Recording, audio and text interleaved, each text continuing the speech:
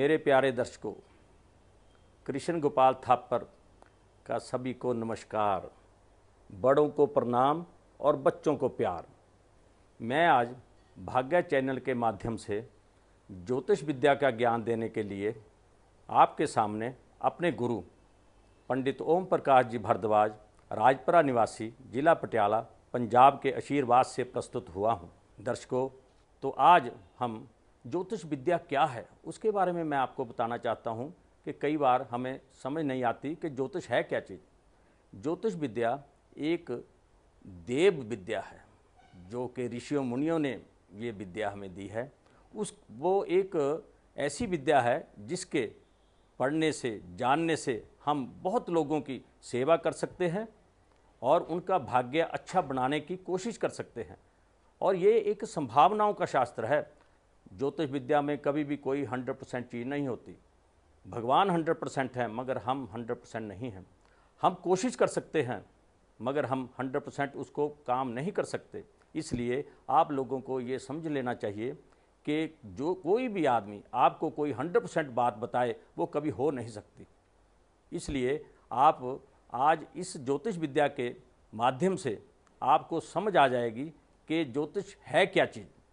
ये एक देव विद्या के साथ साथ उनसे जुड़ी हुई है जो कि ये धार्मिक कार्य करने के योग्य होते हैं। जैसे आप लोग बैठे हुए हैं, जब आपके भाग्य में ये लिखा है तभी आपने ये चैनल खोला है, उसके बगैर कोई पत्ता नहीं हिल सकता।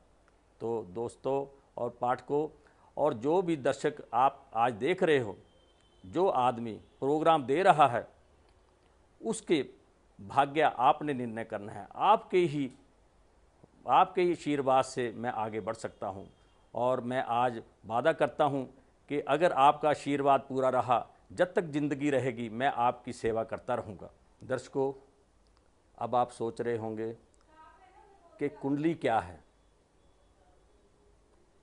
जन्म कुंडली एक आकाश का एक ऐसा नक्शा है, जैसे धरती जो है वो सूर्य के गिर्द 360 डिग्री का चक्कर लगाती है और धरती में 12 राशियां होती हैं। उनका नाम हम आगे आपको बताएंगे जब हम आगे पढ़ेंगे।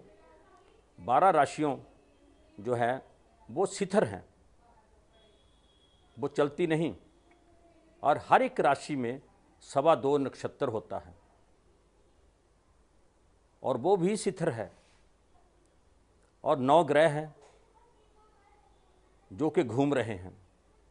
जब ये धरती सूर्य के सामने घूम रही है और 12 राशि भी घूम रही हैं, तो जो राशि सूर्य के सामने आ जाती है, कोई बच्चा जन्म लेता है, जो राशि सूर्य के सामने आती है वही जन्म लगन कहलाती है, उसी से कुंडली देखी जाती है।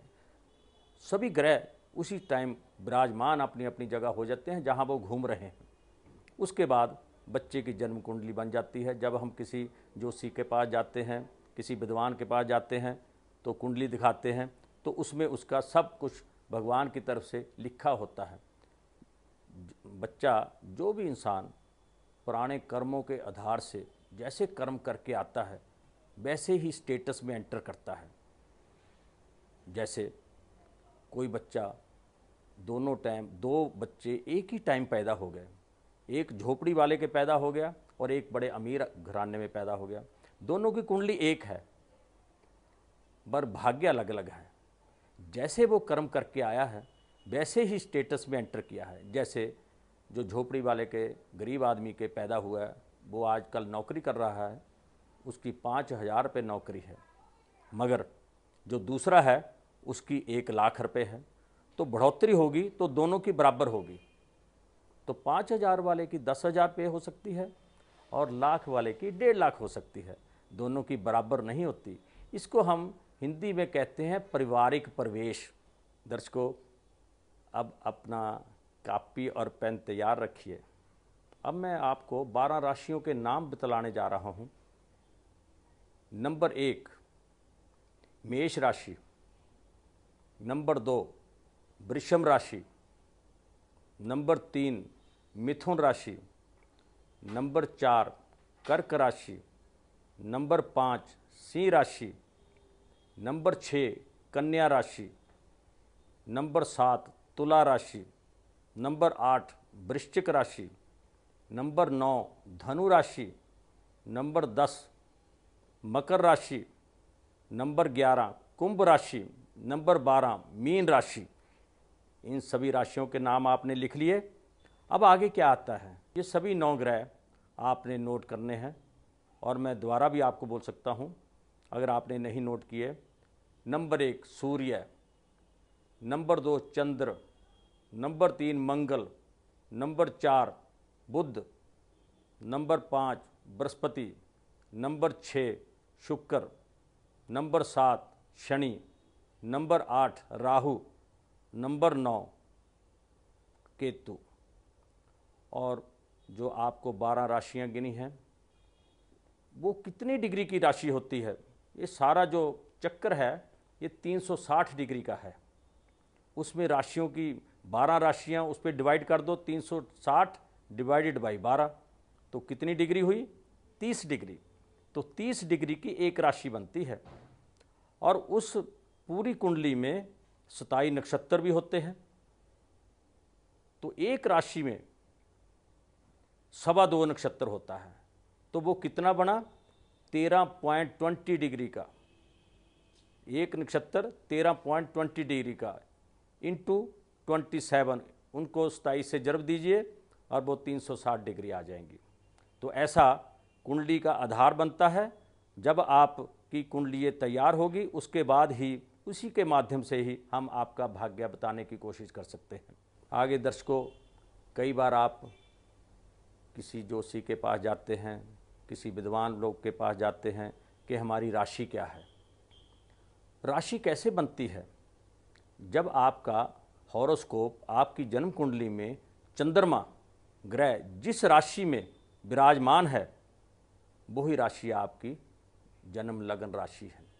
वही राशि उसके चंद्र लगन, उसकी एक कुंडली और भी बनती है चंद्र कुंडली, जहाँ चंद्रमा बैठा होता है उससे ही हम कुंडली बना लेते हैं। उससे उस राशि से कुंडली का ज्ञान प्राप्त करने के लिए, लगन कुंडली का ज्ञान प्राप्त करने के लिए दोनों कुंडलियों का अध्ययन करना बहुत ज़रूरी होता है। उसके आगे और बहुत कुछ आएगा, नवमांश कुंडली है, दशमांश कुंडली है, ये सभी आपको मैं बड़ी सादगी तरीके से आपको यहाँ सिखाने की कोशिश करूँगा। बस आप लोगों का मुझे आशीर्वाद चाहिए और मैं आपको ये सारा विद्या आपको देने की, जितनी भी मेरे में ज्ञान है मैं आपको देने की कोशिश करूँगा। आगे दर्शकों, कई बार ऐसा होता है कि जिस कुंडली के मुताबिक, अक्षर के मुताबिक, नक्षत्र के मुताबिक कोई नाम निकलता है तो घर वालों को अच्छा नहीं लगता, वो अपनी मर्जी से और कोई नाम रख लेते हैं।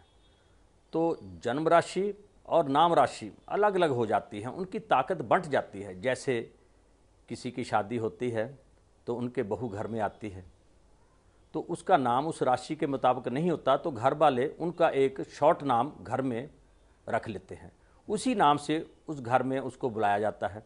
तो उसका बैड असर राशि का दूर होकर अच्छा असर देना शुरू कर देता है। तो ये भी एक राशि है, नाम राशि, जिसके जो अक्षर जन्म राशि में निकला हो उसी नाम से ही उसका नाम रखना चाहिए। ये आपको बोर्ड में आपको सभी को पता चल जाएगा कि कौन सी राशि के कौन कौन से अक्षर हैं, कौन कौन से नक्षत्र के कौन कौन से अक्षर हैं, वो आपको बोर्ड के जरिए आपको सब पता चल जाएगा। अब मैं आगे चलता हूँ। दर्शकों, 12 राशियाँ जो आपने लिखी हुई हैं उनके मालिक ग्रह अभी तक आपने नहीं लिखे। नंबर 1 राशि जो मेष राशि है उसका मालिक ग्रह मंगल है, और नंबर 2 वृषभ राशि, उसका मालिक ग्रह शुक्र है। नंबर 3 मिथुन राशि का मालिक बुध ग्रह है। नंबर 4 कर्क राशि का मालिक चंद्रमा है। नंबर 5 सिंह राशि का मालिक सूर्य है। नंबर 6 कन्या राशि का मालिक बुध ग्रह है। नंबर 7 तुला राशि का मालिक शुक्र ग्रह है। और नंबर 8 वृश्चिक राशि का मालिक मंगल ग्रह है। और नंबर 9 धनु राशि का मालिक बृहस्पति ग्रह है, जिसको हम आगे चल के गुरु के नाम से हम जाना जाएगा। ज़्यादा हर एक जगह बृहस्पति लिखने की ज़रूरत नहीं, हर जगह गुरु ही लिखा जाएगा। नंबर 10 मकर राशि, उसका मालिक शनि है। नंबर 11 कुंभ राशि, उसके भी मालिक शनि ग्रह है। नंबर 12 मीन राशि, उसके मालिक हैं बृहस्पति ग्रह। आप देखो कि राहु और केतु इसमें नहीं आए, उनकी कोई राशि ही नहीं है। इसमें क्या है कि 12 राशियों में 7 ग्रहों की राशियां, 2 ग्रह ऐसे हैं जिनकी एक एक राशि है और 5 ग्रह ऐसे हैं जिनकी 2-2 राशियां हैं, इसलिए वो 12 राशियां बनी हैं। दर्शकों, अब हम ज्योतिष ज्ञान के साथ साथ ऐसा भी मैं ज्ञान आपको कुछ देना चाहता हूं जिससे आपके भाग्य में वृद्धि होगी। जैसे आप सुबह उठते हो और अपने माता पिता को प्रणाम कीजिए, आपका भाग्य बलवान होगा, बृहस्पति ग्रह भी बलवान होगा, आपका दिनचर्या जो भी समय है अच्छा गुजरेगा। हमने भगवान नहीं देखा, माता पिता से ऊपर कोई भगवान नहीं होता, जिन्होंने आपके पाल पोस कर पढ़ाना सिखाया, चलना सिखाया, आगे काम काज शादी की, उनसे ऊपर भगवान कोई हो नहीं सकता। जो आदमी अपने माता पिता का निरादर करता है वो कभी ज़िंदगी में सुख नहीं पा सकता। इसलिए सबसे पहले सर्वप्रिय हमारे जो भगवान के रूप में हमारे माता पिता हैं, वही एक हमारे लिए भगवान हैं। दर्शकों, आज जो आपने मेरे से थोड़ा बहुत ज्ञान सीखा है उसके बारे में आपको बता दूं कि आप अपना चैनल खोलने से पहले सबसे पहले एक ऐसा जाप कीजिए जो आपको हर चीज़ स्मरण रहेगी। ये जाप है और ये मंत्र आप 11 बार आपने पढ़ना है। तो आप लिखिए, ओम ए हरि बुद्धि विद्या दात्री सरस्वतीये नमः। लिख लिया? मैं दोबारा बोलता हूँ, ओम ए हरि बुद्धि विद्या दात्री सरस्वतीये नमः। अगर आप ये कोई भी पढ़ाई करने से पहले आपको 11 बार आप इसका जाप कर लेते हैं तो वो पढ़ाई अपने आप ही आपके अंदर प्रवेश करने की कोशिश करती है। जो बच्चा पढ़ाई में कमज़ोर हो, ना पढ़ता हो, आप उसको पढ़ने से पहले या सुबह उठते ही उसको 11 बार ये मंत्र जाप करवा दें तो बच्चा पढ़ने लग जाएगा। तो मेरा ये मानना है, अगर आप ये छोटे छोटे कार्य काम करोगे, मैं आपको अभी आगे जाकर ऐसे उपाय बताऊंगा जिसमें कोई पैसा ही नहीं लगता, फ्री के उपाय हैं, कोई पैसा खर्च करने की ज़रूरत नहीं। भगवान को भावना चाहिए, क्वांटिटी या पैसा नहीं चाहिए। इसलिए आप वो उपाय कीजिए और उससे आपको बहुत फ़ायदा मिलेगा।